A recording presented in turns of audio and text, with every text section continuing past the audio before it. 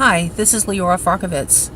I want to talk to you about strategies and tactics today.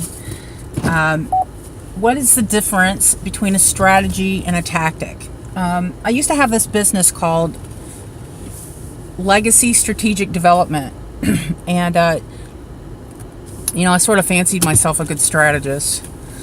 Lots of people who thwart my plans would say I really suck at strategy, but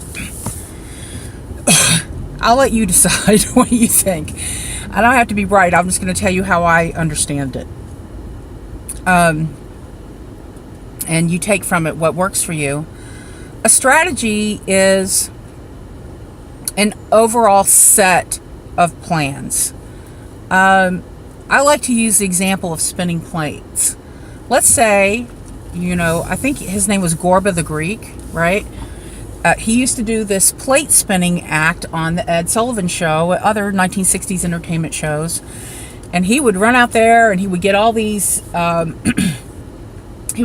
plates spinning, and the idea being that he'd go to this long thin stick. It had a lot of vibratory force because it was flexible and it wiggled, kind of in this sort of undulating way that kept the plate spinning above it. So once you manage to get the plate on top of the stick and keep it going, then it's a matter of just kind of continuing that force behind that. You have to monitor it and pay attention before it starts to wobble too much and fall. You just have to attend to it, essentially. And when you're like in a corporate environment or structure, the idea being that you have somebody that you can trust to keep it undulating and moving and spinning in the same way, that you want it to be done. So the next thing that has to happen is you go, okay, my overall strategy is I want 12 plates spinning. You go up, undulate, spin each one, and then you have, however many people you need to keep track of those 12 plates. It can be you, yourself, or it can be a group of people, that look at different aspects of the plate spinning process that need to be attended to. This is just terrible. This thing is not going well. So that's what you want to do with those spinning plates as a strategy. That's your overall strategy. And your tactic is, maybe exactly how to hold the stick in place in order to be able to get the plate going. Maybe that the plate begins to falter after 120 seconds, and you set some sort of an alarm that goes ding, 120 seconds, ding, 120 seconds, or maybe it's every 110 seconds because you got to get there before it tips, right? So when you figure out how to execute your strategy, the how part is the tactic itself. It's the group of things, the tools and processes that you put in place to make your overall strategy happen. So one of the difficulties I have always had about this is I talk too much. I put too much detail in things. I try to explain and educate too much minutia. So what you have to be able to do is encapsulate your messaging too, so that other people understand and are willing to adopt your strategy or goal and to use your prescribed tactics. So what the electronic advantage is really about is, I have an overarching strategy of creating justice. And for me, our legal system it's a technical system. It is a legal system, and you have to go through it as though it's a technical process. So our legal system does not examine or analyze the outcome. So say, for instance, you have a set of rules. Like you have a rule, that you have a certain amount of time that has to be served, for a certain kind of crime, right? So because there's no technical solution to an unjust solution, you're stuck with an unjust solution. And so for me, one of the things that began to be glaringly, painfully obvious was everywhere I looked, and my own personal legal nightmare took place in Cobb County, Georgia. Everywhere I looked, there was a bizarre legal outcome. There were children, who were being placed into the custody of known pedophiles. There were people being prosecuted for protecting their children from harm. There were people being fined and their resources taken away from them, their income taken away from them, their liberty, who were jailed illegally, without due process. I mean, there were all these really crazy things, and they just didn't make any sense. Why would a judge, rule that a homeowners association wasn't allowed to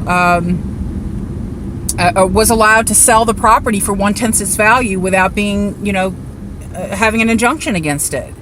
And then when you look deeper into that deal, you look behind it, you find out that they used somebody who had diplomatic immunity in order to execute the deal. So what? You say, well, what is diplomatic immunity?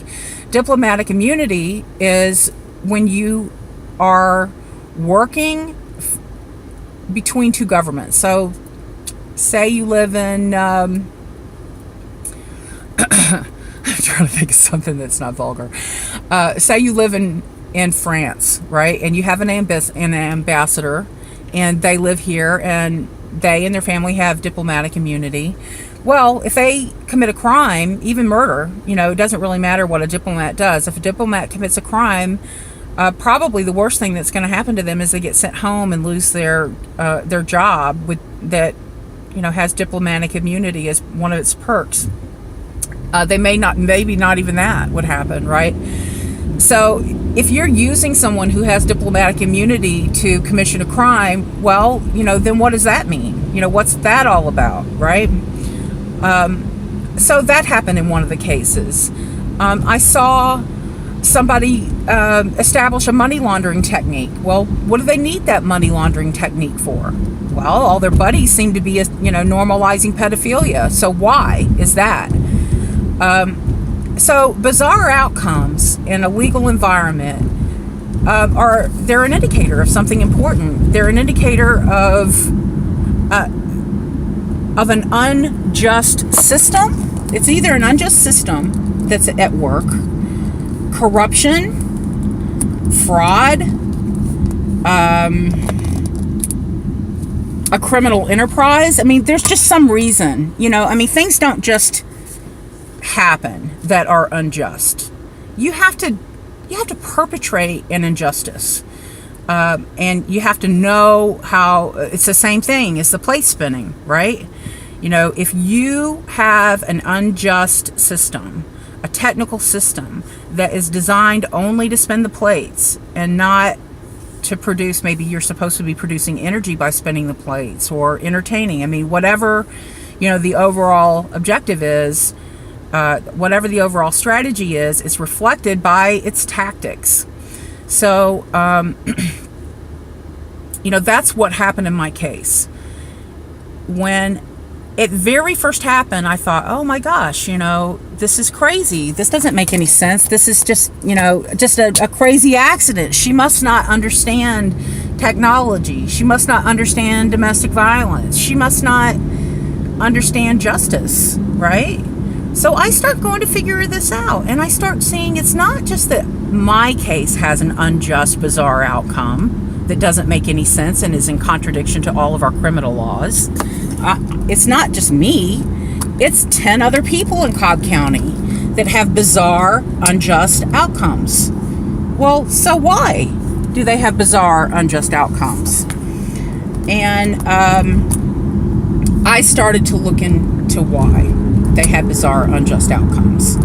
So I'm in the process of demonstrating what it was I found and why, and teaching you how to go look in the same places and find similar information, because one of the things I've learned, in the process of doing this whole thing is that I might have thought I was the only one, but I'm actually one of 58,000 people every single year that have the experience of trying to leave a narcissistic family abuse paradigm, a domestic violence paradigm, Me Too, families too, children's too.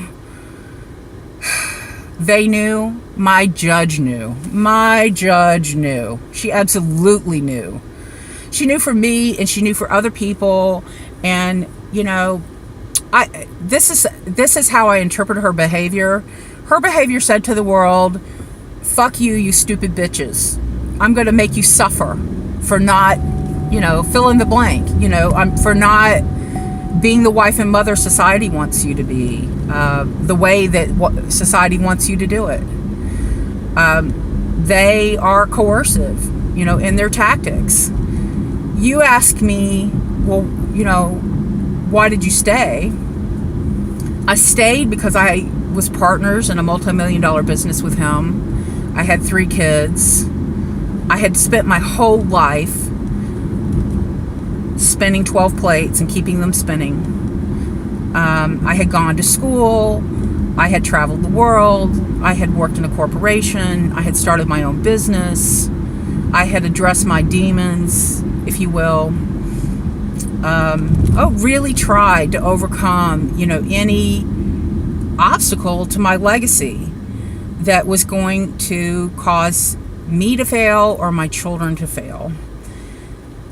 And I tell you what, it is really just a, woman plans, God laughs kind of a thing, because I feel like Jonah I feel like all these biblical characters. I've really identified with Jonah, Job, and Joseph. Jonah, because just no matter what the hell Jonah did to avoid his fate, he couldn't avoid his fate. He was stuck. And he eventually had to just succumb to it. He just didn't have any stupid choice but to succumb to his fate. And Job, because, I am, besides being the queen of wackadoodle, I'm also the queen of self-pity, I think, sometimes. Because, boy, do I feel sorry for me about what happened. And, I ought to be ashamed how sorry I feel for myself. And this is also a hypocrisy on my part, because I say all the time that, other people in my family, I won't name them, feel sorry for themselves. And I think I recognize it in them, because I feel sorry for me too. Anyway, in my, whole situation, I tried so hard. I could see that my mother and my grandmother and my great-grandmother, who I never met, all were raised in these sexually abusive, domestic violence, child abuse situations. And, you could say that it's poverty. Yes, poverty produces this, but really I really think what produces this is a lack of, it's a lack of strategy, because when you're in an abusive environment with an abusive person, you don't plan a future. Your plan is to get the hell away. It's not to succeed. So you stay treading water and sitting on the fence, waiting either for a miracle, like an inheritance or opportunity for education or a decent paying job, to get you enough thrust, out of your situation that you can not just survive, because you cannot plan to leave an environment where you have to heal emotionally and physically without the resources to do it, unless you absolutely must, just sink or swim. You don't do that on purpose, and that's why you don't leave. And it really isn't about gender. It's about somebody who is, you're in a narcissistic family abuse paradigm. There's a person who believes that they're entitled to your money, and I'm going to say resources, just whatever resources you have. They think they're entitled to use them, leverage them, extract them, steal them. I mean, they think they're entitled to your resources. They think that they are entitled to your admiration and your devotion and your labor and service.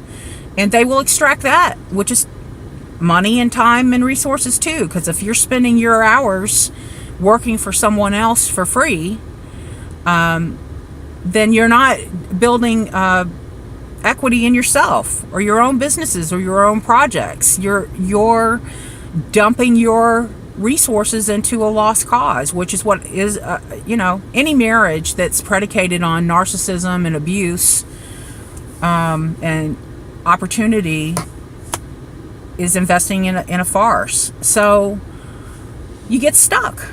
You get stuck and you can't get out, and you wait. And I can remember I had this employee at Duplasoft. Her name was Connie, and I would go start every day in her office, and she would say, "Why don't you leave?" And I said, "Oh, if you think he's bad now, can you just imagine what he would be like if I was trying to get away?" And I was right.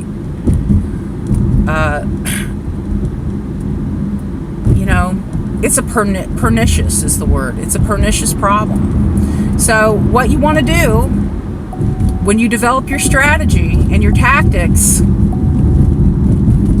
you take that plan, and you may not be able to write it down, but you can burn it in your brain. You have your overall strategy, and then you start to use tactics that keep your plate spinning. And you don't have to have all plates spinning at one time in a sloppy manner. You can start with 3 and have a fine-tuned spin. You know what I'm saying? You are not really trapped. You can do this if it's a matter of abuse. A part of it is understanding what your overall objective is, and then finding the resources and tactics to make that actually happen for you. So I wish you well. My goal, my dream, my desire. I went to go see this rabbi the weekend after I lost custody of my kids. He's known as the Culliver Rebbe and is exotic. I'm not the greatest Jew, I have to say. I'm just not. And but he gave me, the tool to survive. And my tool to survive was, he said, every time somebody does something to deliberately cause you harm, right? Every single time they do that, then you should take that intention for evil and transform it into good. And that has given me purpose. That has given me healing. It's given me focus. And I'm very grateful for that. Might not be very good at keeping Shabbos, but I've been good at following that advice. And he blessed me with great success twice. And I think when we hear success, we think money. And I wish I did have a lot of money. If I had a lot of money, I would put it into helping myself and my family members heal if they were willing to do it. God bless you.